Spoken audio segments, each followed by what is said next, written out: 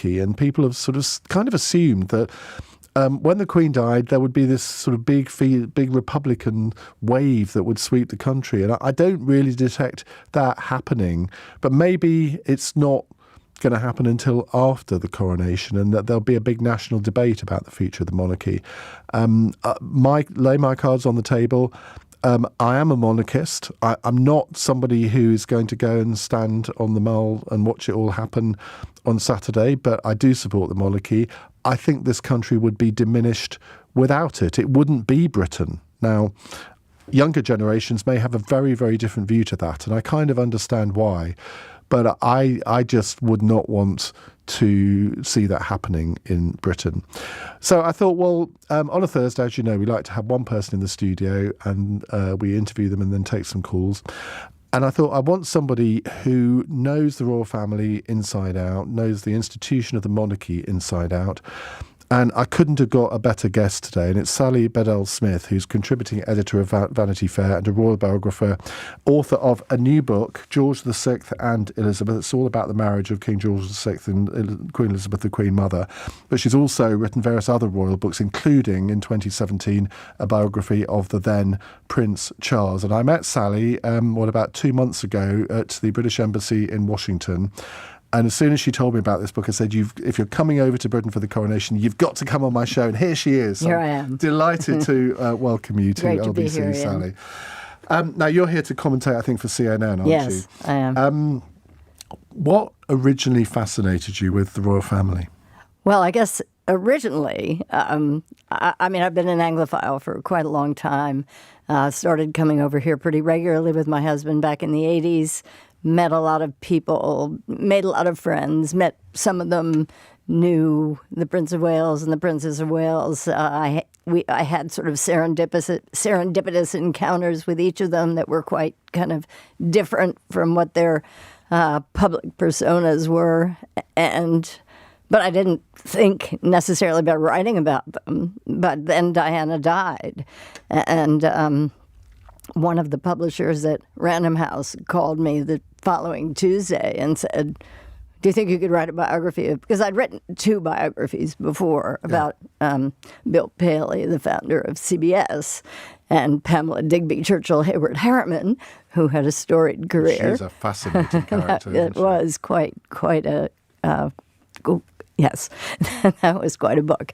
And so he said, well, would you do it? And I said, well, I don't know. This was Tuesday, and there was lots of rumbling in the streets of London, and people calling for the Queen to come down from Scotland and console them. And I said, I need to get over there. And so I arrived on Friday. I began talking to everybody I knew who knew them. And I said, okay, I will do this. And so I spent 18 months and wrote a biography called Diana in Search of Herself. I found out a lot about her that I hadn't realized, namely her history of emotional instability, which contributed to a lot of the problems in the marriage. Obviously, there were problems on both sides, and they were very ill-suited, but that was a very important component. And then I just said, well, that came out in 1999, and then I went on and I did a dual biography of Jack and Jackie Kennedy, then another one about the Clinton White House. And then the publisher of Random House came to me and said, would you like to write about the Queen?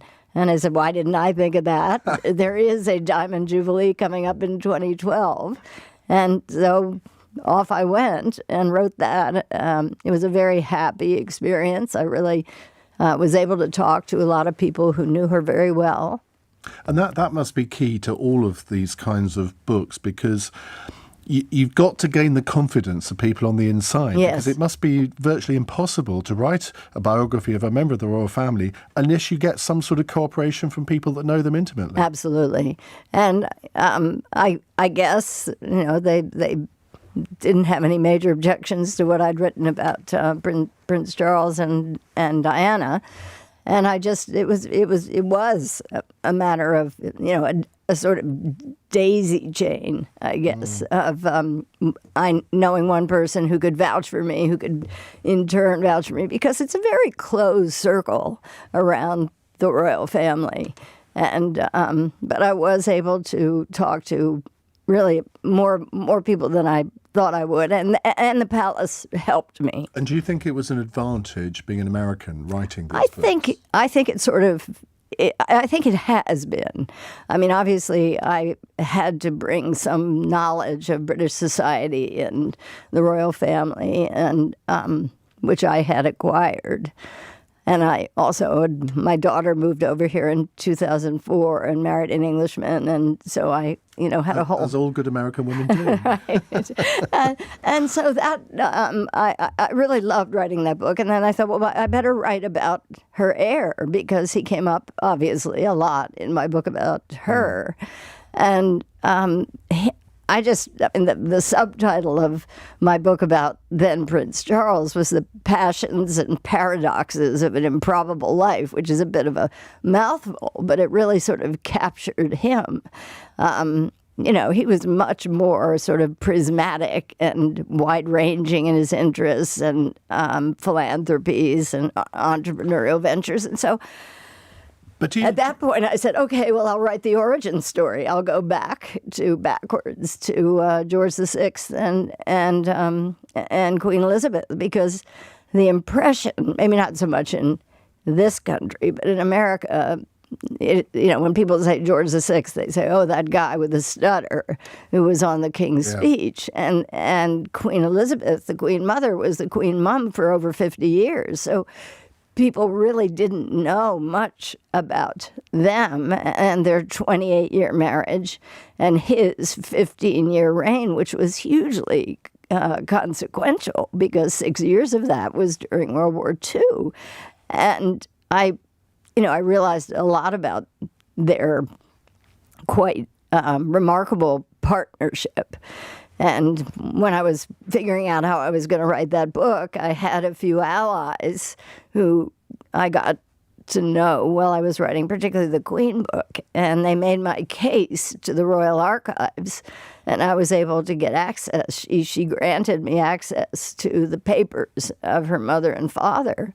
And so I spent 3 months in the Royal Archives, which for a biographer was just heavenly, reading diaries and letters, because it was a very intimate experience. Absolutely. And I guess the challenge for any royal biographer is to come up with something new, because obviously, let's take Prince Charles as he then was.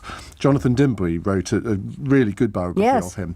Catherine Mayer wrote a good one of him. And when you set out to write that book, how do you sort of, are you almost put off by the fact that there will be an expectation of new stuff, not necessarily massive revelations, but new material? No, I'm not put off at all. Not in the least. You like the challenge. and I sort of revel in it. And I was able, in the case of the Queen, in the case of Prince Charles, in the case of George VI and Elizabeth, I was the first person to read his diaries that began on the first day of the Second World War and ended, a little less than 7 years later. And I have to say, the first person since his official biographer read them in the 1950s. And so I sort of forensically analyzed them. And it was a revelation because he was so much smarter, so much shrewder, so much better at assessing character. He was incredibly far-sighted. And the other aspect of him, which I hadn't realized at all, was that he had this really quite fascinating egalitarian streak in him. And, when we're talking about what goes on with a spare, of which we've had a lot of whining from Prince Harry, if you go back and look at his grandfather, or great-grandfather rather, and see that he actually, when he was Duke of York, he made a difference. He found meaning. He became the president of the Industrial Welfare Society, and he worked very hard to bring business leaders and working men together and to find, ways of improving their working conditions and so forth. It was, and that sort of was great training for him. And that's really interesting to become because king. We know I mean, those of us who study a bit of royal history, we all know back in the 1920s, Prince Edward, who then became Edward VIII, he went to visit, I think it was in Wales, an area of high unemployment, and the famous phrase, something must be done. Yes. So we associate that with him, but we don't necessarily associate all of that with his brother. Yes, he didn't really. He said something along those lines, but it was what we would call today a photo op. Yeah. It was a totally staged event, and he wanted to get people to be, it was in the middle of the abdication crisis, and he did it in a very sort of calculated way. And I would say in the case of his younger brother, who became George VI, it was very earnest, and he said he would go out unannounced and visit mines and factories, and he made very clear when he took the job on that he didn't want any of that damn red carpet business. And, he really threw himself into it. He also had this remarkable boys' camp every summer, where he would take 200 boys from posh boarding schools and put them together for a week with boys from factories and mines. And it was all about bringing together the social classes. And it was something that was on his mind a lot. Well, we're going to talk a little bit more about this book, about the Prince Charles biography, and also the upcoming coronation. And then we'll be taking calls. And if you'd like to talk to Sally, you can do so, 0345 6060 973. You're listening to LBC. It's 8:15. This is LBC. Like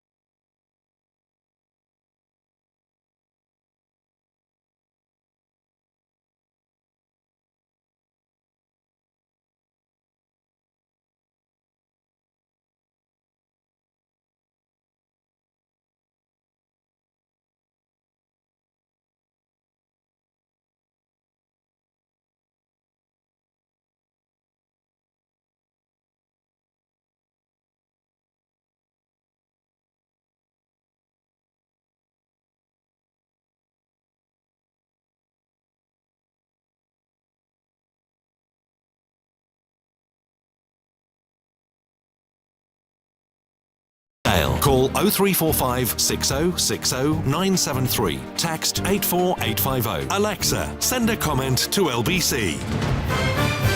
We're in the company of Sally Bedell Smith, who's written a new book. It's called George VI and Elizabeth. It's published this week, I think, isn't it? Yeah, last week. And I'm really looking forward to reading the whole thing because it's. Oh no, I wasn't alive when King George VI was a monarch, but I've watched lots of documentaries. I've read books about him, and I think one of the really interesting things is the relationship between him and his wife. Yes. And I think it's fascinating that you've chosen to do that rather than just do a biography of him, because it seems to me, and correct me if I'm wrong, that she was the iron one. Absolutely. She gave him the backbone that Yes. maybe he didn't feel that he ever had. Yeah, I think she brought strength, definitely, and great support. And because, for many reasons, partly because of his stutter, partly because he was, from the time he was very, very small, he was outshone by his older brother, who was cosseted and adored and turned on the charm and was the golden son and the heir and all of that. And Bertie, he had such trouble with his ability to speak that he just would sort of be mute a lot of the time, and people thought he was stupid. So that film, The King's Speech, that wasn't an exaggeration at all. No, it wasn't really. It was, in the spectrum of movies about the royal family, it's definitely up in the upper tier.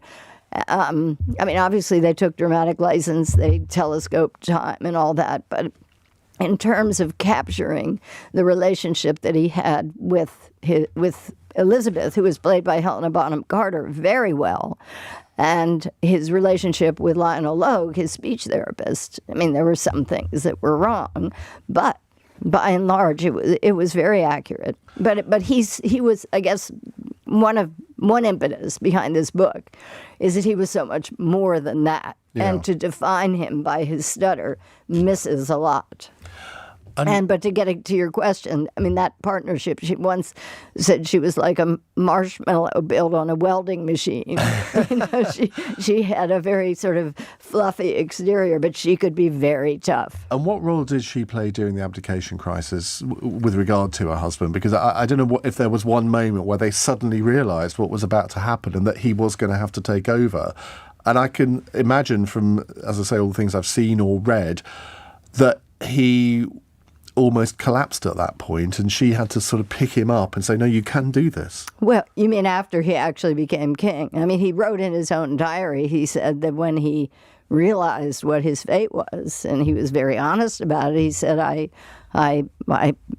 cried like a baby. But I think he underestimated himself, and she understood his character, and they had already sort of proved themselves. They had gone on a trip to Australia in 1927, which was a huge challenge for him, and they were a smash hit, and so they knew they could do it. And I think she had to build his confidence, really. Well, let's move on to Saturday's events. Yeah.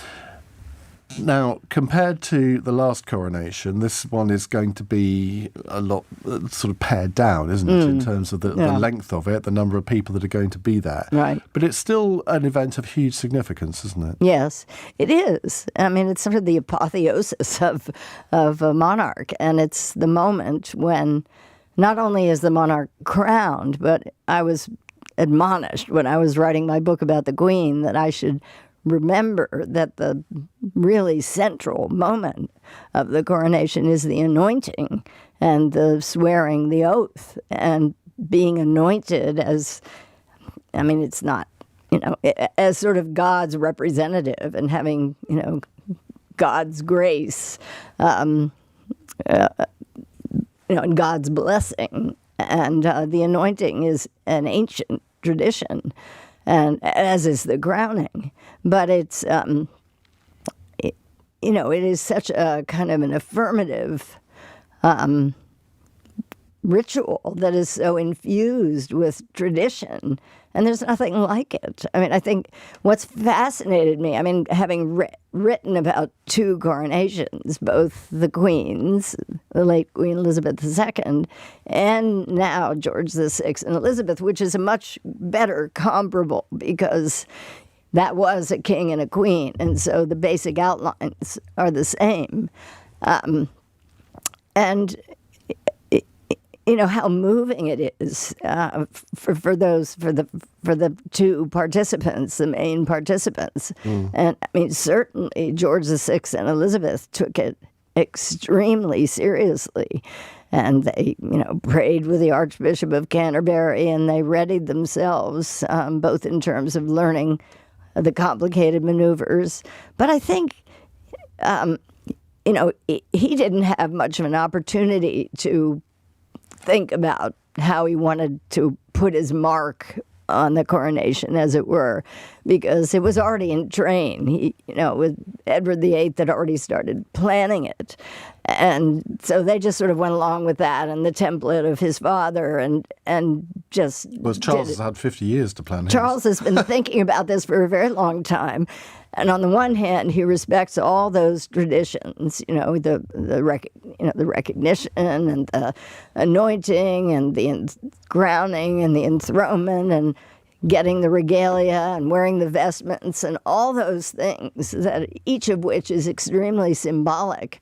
And not only it's a because the Church of England is the state religion, it's a real fusion of church and state. And which is emblematic of what a British constitutional monarchy is all about. How much of a rehearsal has there been involving the King? Because normally I broadcast this programme from down opposite the Houses of Parliament, right. and on Tuesday night when I came out, the rehearsal was in full swing, and I saw lots of sort of soldiers marching past, and a friend of mine was on the Mall watching the royal coach come down. I was thinking, well, how much preparation does the King and the Queen actually have? I mean, do they go to Westminster Abbey sort of late at night and have a rehearsal with the Archbishop? Well, they've had some sort of a model built in the ballroom at Buckingham Palace, and because there's a lot of choreography, and they have to learn what piece of regalia is going to be presented and what they do to it, and which one do they return, and it's something they have to practice. I mean, the Queen practiced extensively. Not least wearing the crown, because that is a heavy thing, isn't it? It's 5 pounds, and you have to wear it for a little while. But she was wearing it all. I mean, Charles said one of his earliest memories was seeing his mother when she was brought in to visit him when he was being bathed by his nanny, and she had this glittering crown on her head. He expected that every night. Well, yes, isn't that what one does? Because he was, what, 4 years old? He was 4, and he did. I mean, there are these very sort of touching photographs of him. He was brought in when it was sort of well along, but he was allowed to see the anointing and the crowning and the enthronement that happens after that. And, the Queen Mother was whispering in his ear and explaining things to him, but he looked absolutely bewildered by the whole thing. He was only 4. Any 4-year-old would be. But he, obviously it was something that registered with him, although it probably didn't register that he would be doing it in that many decades onward. You heard me say at the beginning of the programme that I felt this country would lose something if it lost the monarchy. Yes. Is that something you agree with? I agree with it completely. I think it so defines Britain. And I think it's been an enormous advantage for Britain. I mean, the whole tourist aspect of it aside, because I mean, there's when I was doing the book about the Queen in particular, and there were certain phrases that I remembered. There's a wonderful term that Roger Scruton came up with, that the monarch is the light above politics, and that's very important to have somebody in that position. And Lord Airlie, who knew her from the time she was 5 and served as her Lord Chamberlain, described her as the sheet anchor that we hang on to in times of trouble. And it's very important for the monarch to be a unifying figure, particularly in these polarized times. I mean, as I've gone around the U.S. talking about my various books, people have sometimes wistfully said, I wish we had somebody like that. Well, you used to up well, until we used to, and they 17 decided whatever. they decided for reasons that were probably completely sensible. But it is, and they're in the middle of COVID. There was the Queen giving a speech, reassuring everybody that we will meet again. Though when the President of the United States does something like that, it just doesn't have the same significance. And she was so serene and she was such a calm presence. Charles, I think, well, he has a different nature. He's much more restless than she. But I do believe that at this age, at 74, when he can look back on what he accomplished as the Prince of Wales, which is an astonishing legacy, really. He wasn't just sitting around twiddling his thumbs waiting for his mum to die. He was creating enterprises and doing things not only for the environment and with the Prince's Trust for young people, but he restored over 100 buildings in the old quarter of Kabul in Afghanistan, and he had such a big canvas on which to make a difference, and that's really what he wanted to do. And so now one assumes that Walter Bagehot wrote something to the effect that when you become monarch, it's not something that stirs the wild imagination, that it is something that has its limitations. And when Charles gave that speech shortly after his mother's death, he said that. He actually said, I'm going to have to leave these things behind me and put them in the hands of people who can carry on, because he does have a whole new set of responsibilities that he's trained himself for it. I mean, he's known for years what was in the red boxes, and he's traveled the world. I mean, I was sort of staggered when he went to Germany, and they put out the statistic that he'd been there 40 times. Yeah. So, there's never been a king who has been more widely traveled, met more world leaders, been in touch with people up and down the economic spectrum. I mean, he spent a week in Devon staying with a farming family back in the 1980s, and then he was in the Outer Hebrides learning about what it was like to be a crofter. He's done a lot, not only for urban regeneration, but for people in the countryside. So So I guess this is a long way around of saying that at age 74, I think he obviously been around a bit. He's been around, and he wants to make a mark in the sense that his mission is always as a healer, as somebody to bring people together, which is why we're going to see at the coronation this very obvious display of ecumenicism, where you have people representing different faiths playing a part in the coronation ceremony. Which would not have happened in 1953, presumably. No, it has never happened before. I mean, I think in 1937 and 1953 they invited the Catholic bishop, but it wasn't until the law was changed in 2013 that finally allowed the monarch to marry someone who was Roman Catholic, and also change the succession to allow women to prevail over men if they were the firstborn. Well, we're in the company of Sally Bedell Smith. Her new book is called George VI and Elizabeth. We're going to take your calls in a moment. 0345 6060 973. If you have a question about the coronation, if you have a question about King Charles, his personality, the role of the monarchy, or indeed the marriage of George VI and Elizabeth, I'm sure Sally would be delighted to hear from you. 0345 6060 973. I should have mentioned, by the way, that we are streaming this hour live on Global Player as well. It's 8:33 news headlines with Tim Humphrey. A former senior NATO commander has told LBC the West may have to prepare for a war with Russia. Sir Richard Shirreff says the invasion of Ukraine is about more than just claiming territory. A jury has found 4 members of the Proud Boys group guilty of seditious conspiracy over the Capitol riots. The group were involved in an attack on the building after Donald Trump lost the 2020 US election. RMT members have voted to extend their mandate to strike for a further 6 months in their dispute over pay. The Transport Secretary has called the decision disappointing. LBC weather: showers overnight for most, drier and clearer in northwest Scotland, and a low of 3 degrees. This is LBC.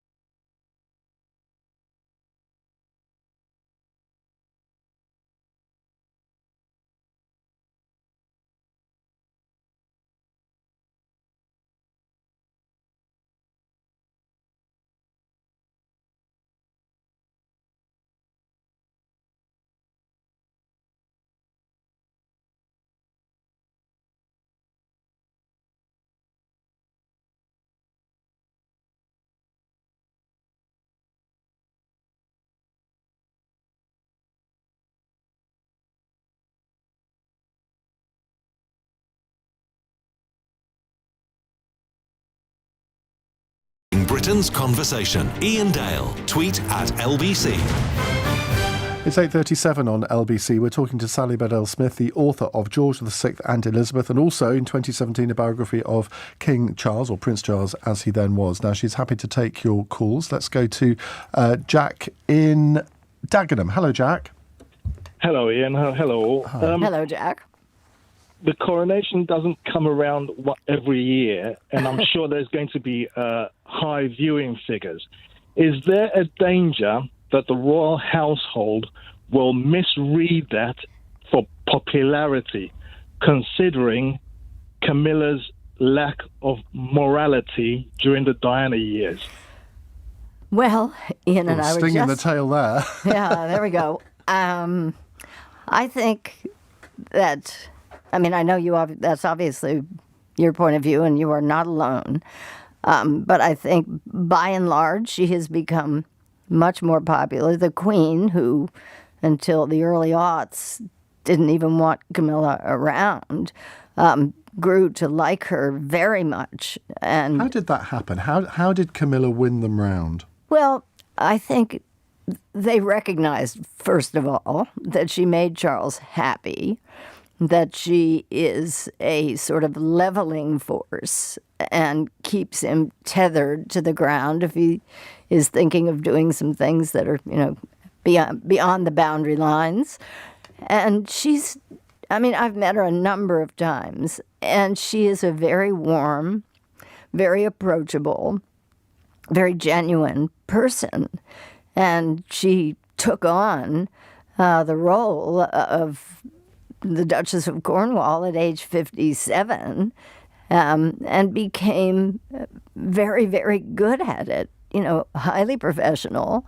And she took on some pretty edgy charities that she set up, helping helping rape victims, victims of domestic abuse, along with some of the other sort of normal royal ladies' charities. But I think mostly people see how compatible they are. And I guess, she and Charles had sort of 3 go-rounds. In 1972 when they first met, he fell in love with her right away. She was, as one of her friends said, potty about Andrew Parker Bowles, with whom she'd been for 6 years, and who she married after Prince Charles went off to sea. And Andrew Parker Bowles didn't even propose to her except under duress. His father and Camilla's father were good friends, and they put an engagement announcement in the Times of London, which forced him to propose to her. So the announcement went out before the proposal? Before the proposal. And the establishment are very odd, aren't they? Very, very, very odd. I double checked that, and then I looked it up, and there it was. And but she was, and then of course he was known to be, his nickname was Andrew Poker Bowles, and he had a reputation which he continued while they were married, and I think she was fairly heartbroken about that. He's going to be at the coronation. He is indeed, and he was a page for the 1953 coronation, and so they were together sort of briefly in the late 70s, and then and I truly believe, having talked to many people close to them, that he's not a cynical man, and that he genuinely wanted to make it work with Diana, and he did give up Camilla for those years until 1986, when, as he said to Jonathan Dimbleby, probably inadvisedly, in his documentary in 1994, that until the marriage had irretrievably broken down. And Camilla was, among other things, a shoulder to cry on, and somebody who understood him in a way that other people didn't. And so they resumed their relationship. And that came through, I thought, quite well in The Crown, which, as that series has gone on, I became increasingly impatient with it, because there were things that I knew to be wrong. Yes, I share your impatience. But that particular sort of relationship, I thought from what I know, they depicted reasonably accurately. They did. And so I guess my bottom line answer is that she has sort of proved herself and has acted really impeccably, even when she was being besieged by the press and the long lenses where she could look out the windows of her house and see them. And she was harassed almost as badly as Diana was. And she's genuinely funny. She's very funny. I wasn't here when she came around Global Radio a few years ago with Charles. She was chatting to everybody, sort of making them laugh. Yeah. And she was the one that everybody remembered when they left the building. It wasn't Charles, it was her. Well, I think she does have a very warm and engaging personality, and people who meet her are won over by her. But the point that Jack made about the misreading the viewing figures at the coronation, Yes, yeah. do you think that Charles in particular understands the mood of the nation towards the monarchy at the moment? Whatever that is. Yeah, I mean, I think they're probably watching it very closely. Certainly in the wake of Diana's death, they learned how to use focus groups and polling. And I'm sure they'll be gauging public sentiment, even if there's a great sort of bubble of enthusiasm over the coronation.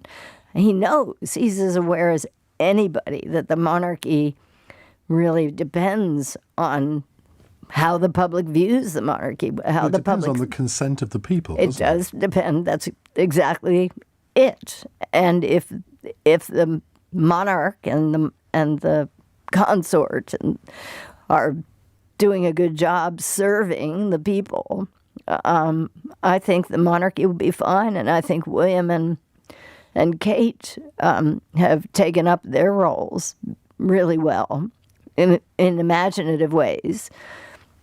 I mean, one of the things about Charles, now King Charles, is he really is quite imaginative. And I mean, there were some people when I was interviewing for the book about him who said, well, maybe he's too imaginative, that he has a lot of creative ideas. But I don't think he's, at this stage of his life, that he's going to do anything that will, really alienate any segment of the population. That he knows by now that one of his main roles is to keep people together, and I think that's what he'll do. Well, we'll come to more of your calls. Jack, thank you for yours in a moment. 0345 6060 973 if you'd like to have a word with Sally. It's 8:45. This is LBC.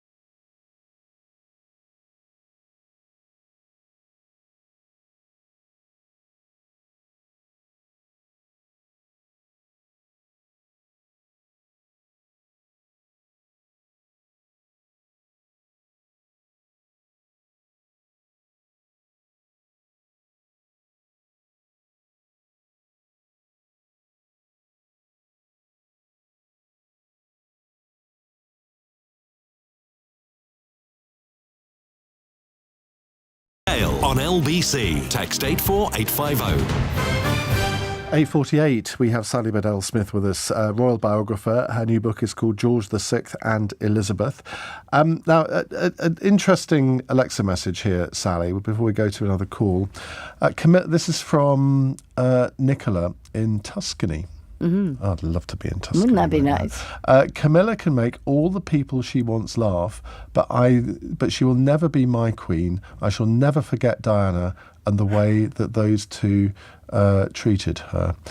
This is not an unusual sentiment, No, it has to be said. No, it isn't. I think it's a minority sentiment now, but there are quite a few people that are still to be won over. I agree. And I have a Facebook page that is purely devoted to the royal family.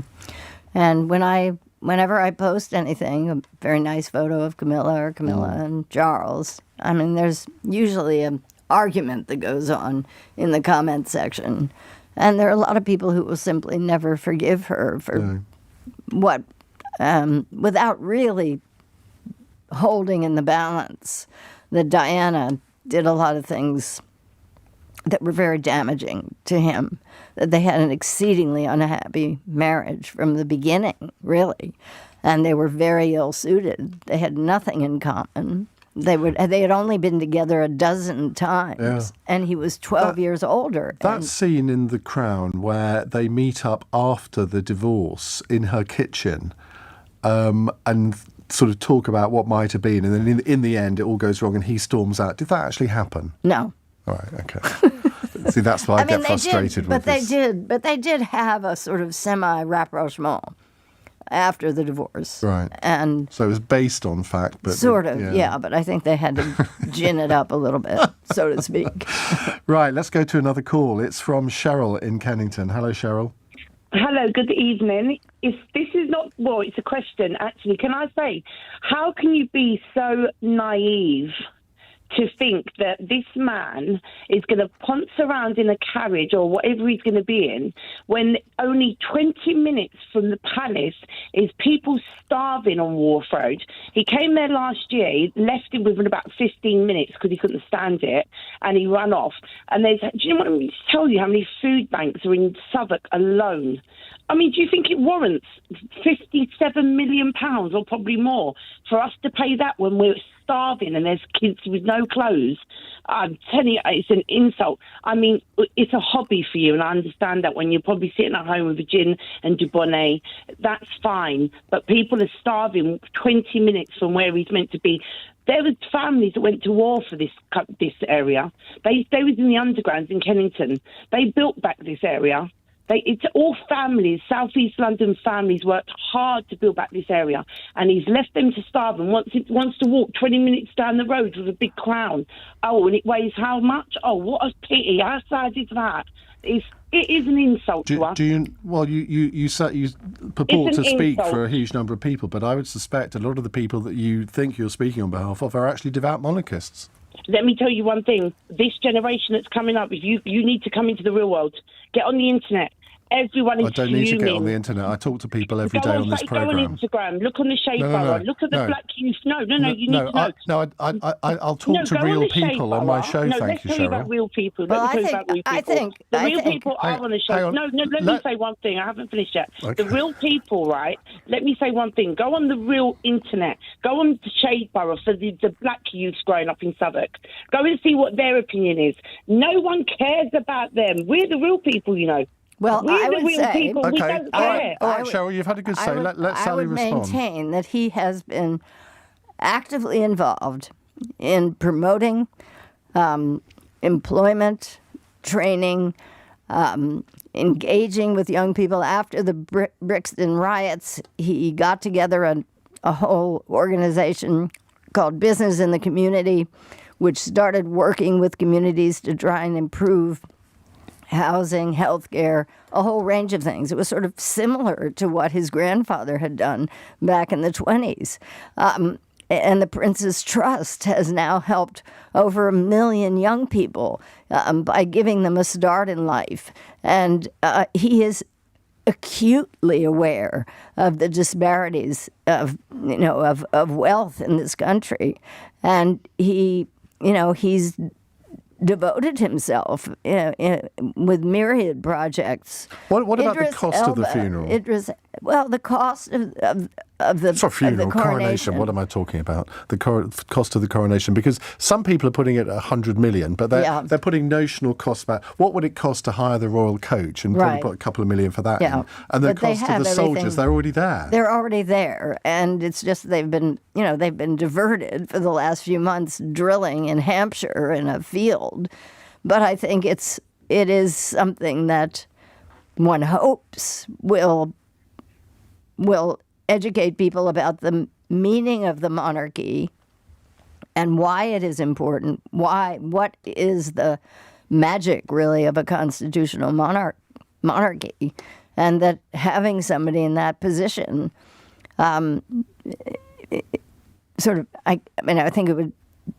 He doesn't have any power, really. He has a reserve power but can have a lot of influence. But a lot of influence. And that's one thing that he has been committed to for years, using his convening power. I mean, he's been working for years in Jamaica, in Rosetown, to try and build a community there that will model young people, that will provide employment. So I think it's really unfair to say that he has ignored people on the at the lower end of the economic spectrum. He's acutely aware and has done a lot to help.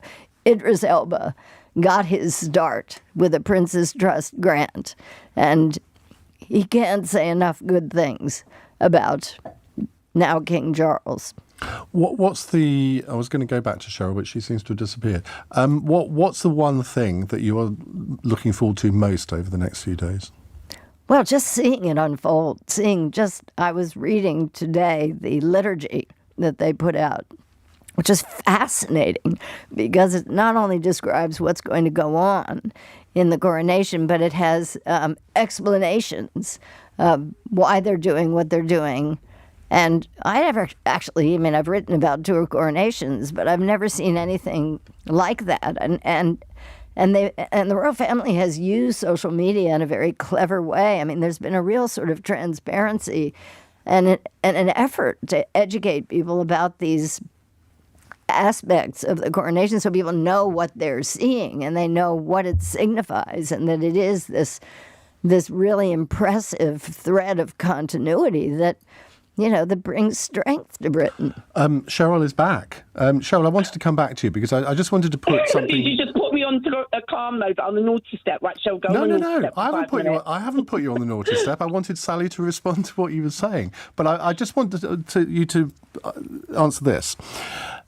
Whatever the funeral cost, let's say it's 57 million, the figure that you use. So, but did I just say funeral again? You did. Honestly, I've got another. I think it'd be more than that, but anyway. Whether it's 57 or whether it's 100, whatever it is, the argument goes that is worth it because of the extra money that we brought into the country from extra tourism, etc., etc. Do you not buy that at all? No, it doesn't matter what we bought. Why should he be spending that on himself? It's that no one cares. Honestly, people would be more respectful of him if he said, right, we've got this. Actually, I'm not needing to spend this much money, but where are the communities that need it the most? We've got 388 homeless people just in Southwark. Southwark is a really tiny borough. Well, he has. Hold on, can I just finish, please? Yes. If you look on a video, because I'm not being rude to you, but you're a millionaire. I don't know. You've probably got 20 million or more. Hang on. Well, no, hang on. You said writing books is a hobby. I've been doing this is my eighth biography, and it's not a hobby. You're not skint. Let's just you're not skint. Anyway, but the thing is, if you look on a video now, for instance, you look at TikTok, you've got the Wharf Road McDonald's, just to show you that there's homeless people. There's 20 homeless people a night in there sleeping. They use the bathroom to wash.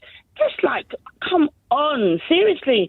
It's not far away. It's not on the other side of the world. It's 20 minutes from the palace. We can walk there in 20 minutes. This is his community. This is his neighbourhood. We helped build back the little country for him. We got back the area and built it up after the war. Families here are still living here from generations. How do you leave the place like this? Well, I think the government has a sort of say in this, and you should visit Los Angeles sometimes and see the community of 50,000 homeless people. 50,000. This is not something that is singular to your community. It is a problem of mental health. It's a problem. It's an economic problem. And it's the governments that have failed to provide adequate housing, to provide adequate mental health support, to provide adequate drug counseling. And so I think it's really unfair to blame the king for problems that are endemic, not only in Britain, but all over the United States. I live in Washington, D.C., and the homeless problem there is burgeoning, you know. Cheryl, thank you very much for calling in, because you've certainly added a spark to our conversation. Yes. That is true. Economists believe that the coronation is expected to bring in around £1 billion for the UK economy. Now, I think that's a good thing. I do too. And some of that money will go to disadvantaged communities, I'm sure. But just because one or two areas in London, well, more than one or two actually, are in need of desperate help, that doesn't mean to say that there shouldn't be a coronation. Every country, whether they have a monarch or a president, you have some sort of ceremony to welcome that person into that office. That's just the way things work. You may not think it should do, but that is the way things work. Look, listen, Sally, thank you so much for spending the last hour with us. Sally Bedell Smith, her book is called George VI and Elizabeth. It's out now, and it's a massive book. It's £30 in hardback, well worth it. Go down to your local bookshop tomorrow and buy it. Thank you very much indeed. Now, coming up in the next hour, we are going to, believe it or not, talk about Kevin Costner and his wife. Because his wife has filed for divorce because he works too much. How do you deal with a workaholic in the household? My partner ought to be our first guest here. In fact, I think Sally's husband could be the first guest as well. We've just been discussing this. But is that really a reason to divorce your husband or wife because they work too much? I've never heard of this before. Looking forward to your calls on this one. 0345 606... What am I doing tonight? 0345 606... No, even that's wrong, isn't it? I'll get it right after the break. I've only been doing this for 13 years.